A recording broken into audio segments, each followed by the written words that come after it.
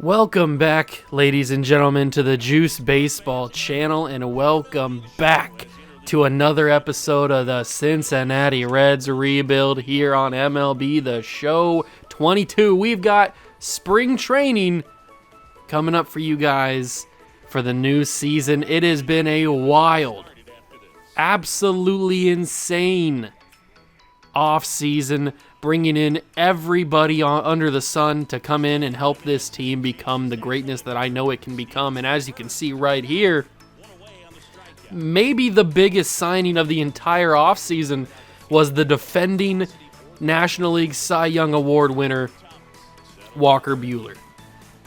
Coming off of an 18-2 win-loss record, a sub-3 ERA, and a National League Cy Young Award, Walker Buehler said no thank you to the LA Dodgers offer and said yes please to the little town that could of Cincinnati. And he is now pitching for us as our ace. We do still have Shohei Ohtani. We do still have Julio Urias. You will see Urias coming up in a little bit. And you will see Ohtani hitting. I don't think I pitched with him at all. But we have three of the best starters in baseball in our rotation. The rest of the rotation is left to be desired, you could say. Some people might say that it's really good. It might be the best starting rotation in all of baseball. Others might see the weaknesses. Now, I do want to mention that while I was playing these games throughout the spring, Walker Buehler did not impress me as much as I was expecting. Now, obviously, my expectations have been raised exponentially because of the status and stature of Walker Buehler as a pitcher in this series. He's the defending Cy Young Award winner. He's a 95-plus overall pitcher. He's one of the best pitchers in the franchise. And we now have him on the team. So, I mean, I've got to have these expectations that are crazy high because he set them when he wasn't on the team. And as you can see right there, as a home run is hit by the Cleveland Guardians,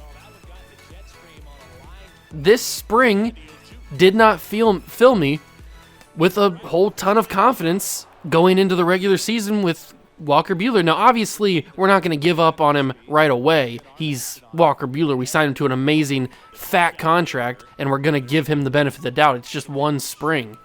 But when I got in there and pitched with him, it didn't fill me with a ton of confidence that he's going to be living up to the contract that we paid him. Now, as you can see right here, our best pitcher from last season, Julio Urias, all-star pitcher, had the best record on the team in terms of a starter. Now, he impressed me. He definitely impressed me in the spring. He pitched really efficiently. He pitched with control. He pitched with velocity, with just a lot of experience, and he played very, very well. I was very impressed with the way that he pitched in the spring. So that did fill me with a little bit of confidence. Now, Shohei, we know how Shohei simulated in the offseason, or in the last season. He did not simulate that great. I remember when we brought him in, he was coming off of a very, very good simulation season, and I was expecting him to do great things for our team, and he didn't do horrible. I'm not saying he was like the worst pitcher ever, but he definitely didn't do exactly what he did the season before. Now, you can see Justin Dunn in here, who is another potential guy who has a bright future in this organization. I do like him, although he lets a no-doubt home run go right there, as you see. I do like Justin Dunn, and I like the potential of him. I think he's going to be a very, very good pitcher down the line. Maybe he fills the role of the fifth starter. Who knows? Or he fills the role of a trade piece. Like, there's so many different things. We have a very, very deep farm system where we could bring guys up to replace older guys that we have that are on big contracts, or we could send those guys, those prospects, to other teams to bring in players to fill in holes that we have on the team. One of those holes is first base. Now, I'm not saying that because I don't like Joey Votto. Obviously, Joey Votto is a Cincinnati Red Hall of Famer. But the fact that he's still playing and we are entering year number 5 I think this is going into year number 5 of the franchise, and Joey Votto is still playing. He's into his early to mid 40s at this point. He's a sub 60 overall now. I think he's even a sub 55 overall, if I'm not mistaken. He is getting really, really bad. Really, really bad regressions.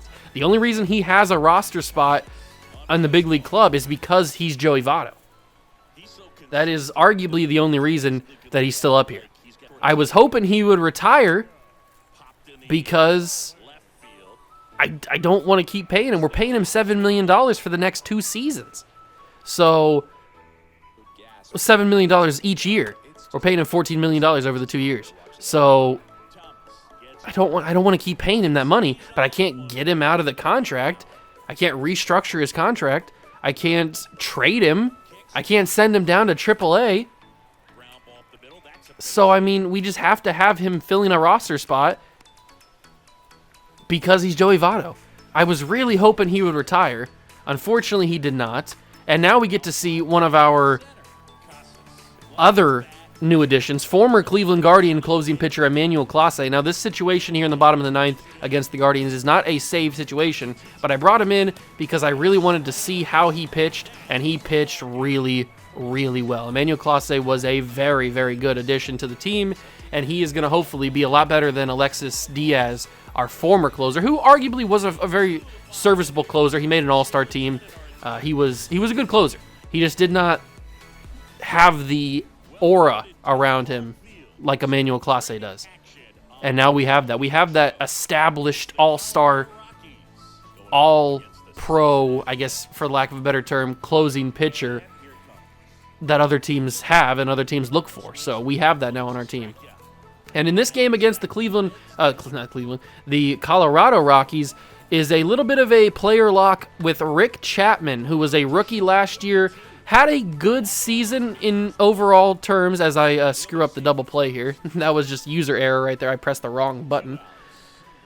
But Rick Chapman, I'm very excited about the prospect of his future. He looks very, very talented, looks very, very good. He is hopefully going to turn out to be a very good second baseman. Now, the problem with him is he's not very versatile. He can only play second base and third base.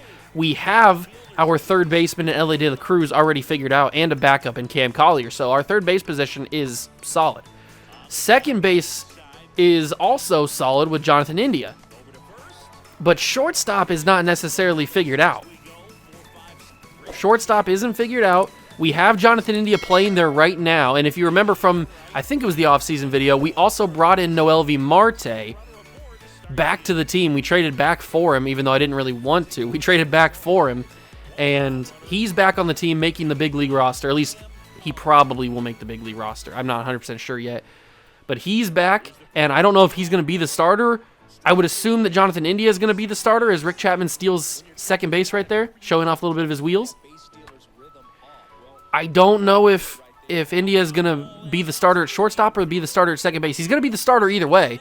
I haven't fully figured out the position. Now, there is the option. I know he doesn't have that position figured out yet, and I could have used the spring. I'm just thinking of this now. I could have used the spring to get Rick Chapman up to speed at shortstop. That's kind of what the spring is for young players to develop and learn new positions and figure things out. That's not really what the regular season is for, but that may be what has to happen.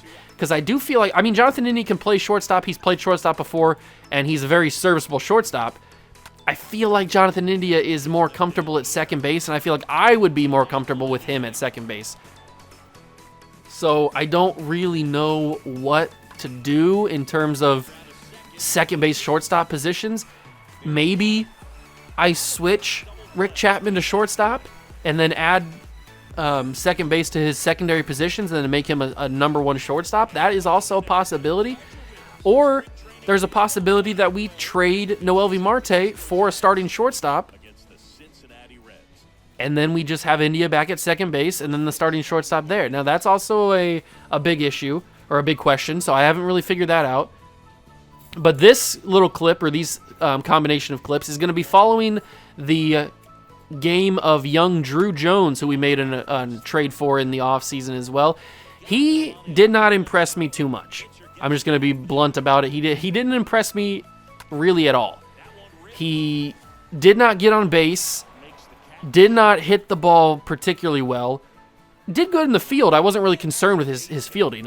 He's a really good fielder. That was never a question or a concern that I ever came across or ever had. So I wasn't particularly blown away by his fielding, but I also wasn't upset that he didn't field very well. But his hitting did not impress me. I played a couple different games with him, and he just never hit the ball very well.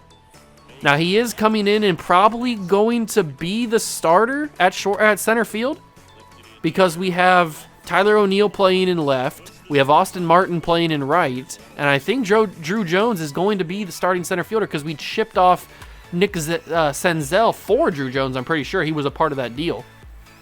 So Drew Jones is probably going to have to develop very quickly in center field. Now, we do get the win against the San Francisco Giants, but Drew Jones did not impress me that much in the game. Noelvi Marte hasn't really impressed me too much, but we haven't really seen much of him.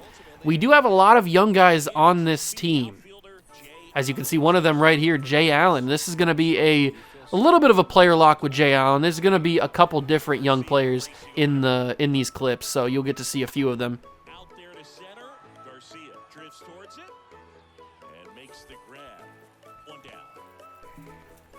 But I was impressed with Jay Allen. Now, speaking of the center field spot, Jay Allen, he's playing right field here in the spring. But speaking of the center field spot, Jay Allen is a natural center fielder. Maybe Jay Allen beats out Drew Jones for the center field position? Like, I don't really know what the combination of players we're going to have on the roster. You saw Encarnacion, who's also in contention for one of those outfield spots. So, like, there's so many different combinations of players. It's a good problem to have.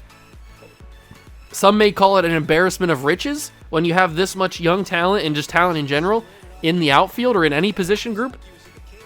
So obviously every team would want this problem, but the teams that do have this problem, it's a little bit tricky to figure out because you don't know where to go, basically. You don't know what to do. You don't know who to trust. You don't know who you can put your faith in terms of these young guys. Have they proven themselves? Have they earned it? Have they deserved a spot in the starting rotation or in the starting lineups? Like, you just don't know from one spring. One spring's not enough, really. Speaking of young guys that have to earn their spot, Jackson Jobe, another guy who is on the fence.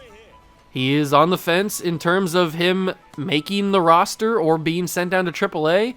He was in the bullpen last season as a long relief guy, and I felt confident that he could fill that role, and he played that role fairly well.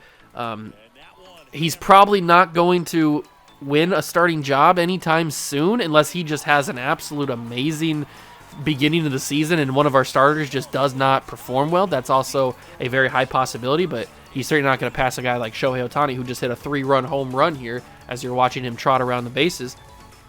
So he's obviously not going to take Shohei's spot. That's going to be hard to do. The only way Shohei would leave this team is because we just can't afford his contract anymore. That's probably the only way. So with that being said, Jackson Jobe is another one of those guys. I don't know what really to do with them. I don't know if we should trade them away or if we should just keep them around or what we should do with them, send them down to the minors. Like, there's so many different things that we can do. It's hard to really think about what we need to do. What's the right course of action? What's the right path to take? That's just something that we got to deal with, and that's something that we can figure out throughout this next season here. We got to build on what we did last year. We made the postseason for the first time in the series. Unfortunately, we didn't get past the Atlanta Braves, but we did make the postseason. We seem like we're on the right path. It seems like we are doing the right thing, and we are becoming a great team, or at least on that track. It's just, we got to build on it. We got to keep building and building and building and actually playing well and doing our thing and keep winning games, beating the teams on the schedule that we should beat, like the Pirates, like the Marlins and other bad NL teams. We just got to do that. So Can we do that? Is that going to be a possibility? I think so. I think with the team that we've built so far, the starting rotation is as good as it's ever been. The lineup is solid from 1 through 9. We just need development, really. Development is all we need from our young guys. I like the way that this team is looking. I think that we are on the right track, as I've mentioned, and I'm excited for this new season to start. Opening day is just around the corner in the next episode. I hope you guys do go on to enjoy it, and if you have any thoughts on anything about spring that you want to mention here, feel free to do it in the comments. If you have any thoughts on some of our young prospects, feel free to mention it. I hope you guys do go and enjoy the video. Leave a like, subscribe to the channel, join the Juice Club. All my links are down below in the description for everything, including a playlist to this series if you've missed anything. I appreciate you guys watching, and I will catch you guys in the next one. Remember, leave your comments, and I'll see you guys later. Peace.